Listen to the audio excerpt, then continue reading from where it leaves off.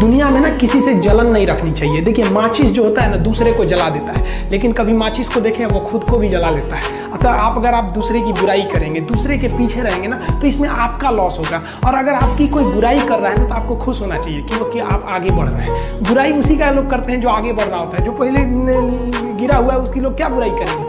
और जब भी आपकी कोई बुराई करे तो आप उसे सहज स्वीकार करें और आप उसे प्रूव मत कीजिए कि हम ये नहीं हैं। हम लोग गलती क्या करते हैं स्टूडेंट लोग कि प्रूव करने लगते हैं। नहीं, आपको अपने आप को इम्प्रूव करना है। अगर कोई गलती हो गई है, आपको कोई बुराई कर रहा है, तो आप उसको सहज स्वीकार कीजिए। जिस दिन आपके अंदर अपनी बुराई सुनने की क्षमता आ गई, यकीन मानिए आप सफलता के दहलीज पे अपनी पहली कदम रख दिए उसी दिन।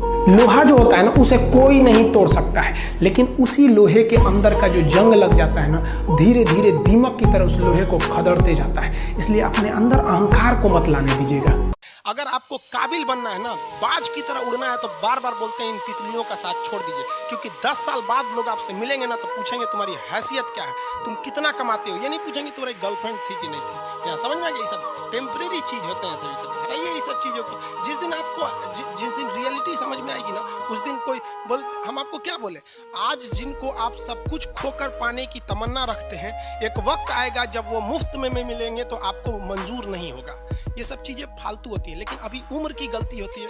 उम्र के बाद सब सुधर जाते हैं। कृष्ण भगवान का भी एक उम्र था जब गोपियों के पीछे घूम रहे थे। एक उम्र आया, भाड़ में गई गोपियां, मारा देखे महाभारत करा के रख दिया।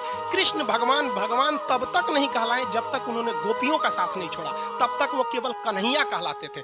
भगवान तभी कहलाए जब उन्होंने लड़कियों का साथ छोड़ा। तो अब तक केवल आप विद्यार्थी कहलाएंगे जब तक कि लड़की या गर्लफ्रेंड के साथ रहेंगे। जिस दिन इनका साथ छोड़ेंगे ना, उस दिन दुनिया आपको देखेगी। अगर आपको दिल लगाना ही है तो किताबों से लगाओ ना यार। बेवफा भी निकलेगी तो मुकद्दर बना के जाएगी।